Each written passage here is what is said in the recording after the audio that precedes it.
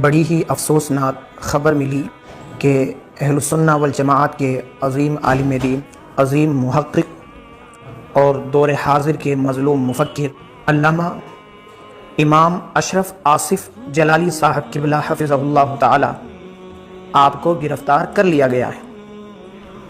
افسوس اس بات کا نہیں ہے کہ آپ کو گرفتار کیا ہے، گرفتاری تو پہلے بھی آپ کی کئی مرتبہ ہوئی ہے۔ آپ کو یاد ہوگا امام زین العابدین کو بیڑیا پہنائی گئی تھی، مگر کب؟ جب نظریاتی طور پہ امام صاحب کو قائل نہ کیا جا سکتا تھا تو قید کر دیا۔ یہ کوئی پہلی بار نہیں ہوا ہے، حتیٰ کہ امام اعظم ابو حنیفہ کو جیل میں ڈالا گیا۔ کب؟ جب آپ نے ظالم کو لاجواب کر دیا تھا، تو جب سامنے والے کے پاس جواب نہ تھا آپ کو جیل میں ڈال دیا گیا۔ یہ کوئی پہلی بار نہیں ہو رہا ہے میرے بھائیوں۔ امام احمد بن حنبل رحمہ اللہ تعالیٰ کو بھی قید کیا گیا، اور کب کیا گیا؟ جب علمی دلائل سے امام صاحب کا مقابلہ نہ کیا جا سکتا تھا، حتیٰ کہ آپ کو کوڑے بھی مارے گئے۔ تو میرے بھائی، اسی طرح آج دور حاضر میں ڈاکٹر اشرف آصف جلالی صاحب قبلہ کو گرفتار کیا گیا۔ کب؟ جب سارے کے سارے رافضی و نیم رافضی سب مل کر حضرت کی باتوں کا ایک مکمل جواب نہ دے سکے تو ان کو قید کروا دیا گیا۔ افسوس اس بات کا ہے۔ میں یہ کہنا چاہوں گا صرف کہ کسی کو گھبرانے کی ضرورت نہیں ہے۔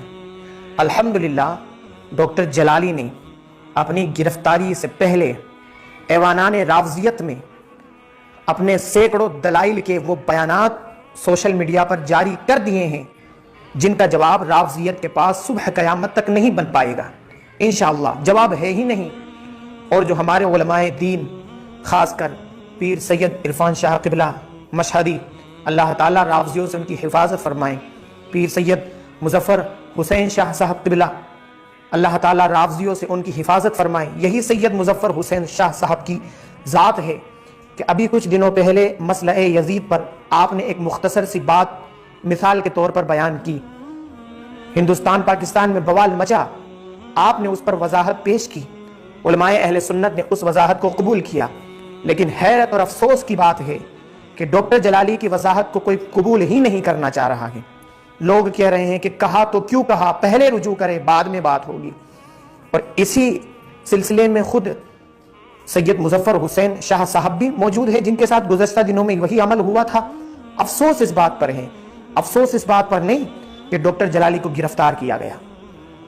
جب سرکار محدث کبیر حفظہ اللہ تعالی، جن کے ایک لفظ کو، جن کے ایک فتوے کو، جن کی ایک ایک بات کو لوگ آنکھ بند کر کے مان لیا کرتے تھے، آج ان سے زبان درازیہ کی جا رہی ہے۔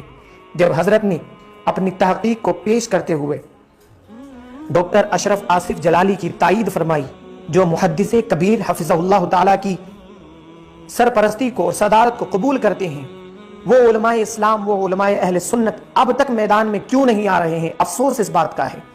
حیرت اس بات پر ہوتی ہے کہ جب محدث کبیر نے کھل کر ڈاکٹر اشرف آصف جلالی کی حمایت کر دی تو ہندوستان کے وہ سادات کرام، خاص کر حضور غیاث ملت سید غیاث الدین ترمذی حفظہ اللہ تعالی، حضور گلزار ملت سرکار گلزار میاں اسماعیلی واسطی حفظہ اللہ تعالی، یہ بڑی بڑی ہستیاں یہ میدان میں کیوں نہیں آ رہی ہے؟ حیرت اس بات کی ہے۔ جب حضور محدث کبیر نے تائید فرما دی، اور آپ کا ایک نعرہ ہے کہ محدث کبیر کی ذات وہ ذات ہے کہ بغیر تحقیق کے وہ نہیں بولتی، اگر آپ کو ان کی تحقیق پر یقین ہے تو آج آپ میدان میں کیوں نہیں آ رہے ہیں؟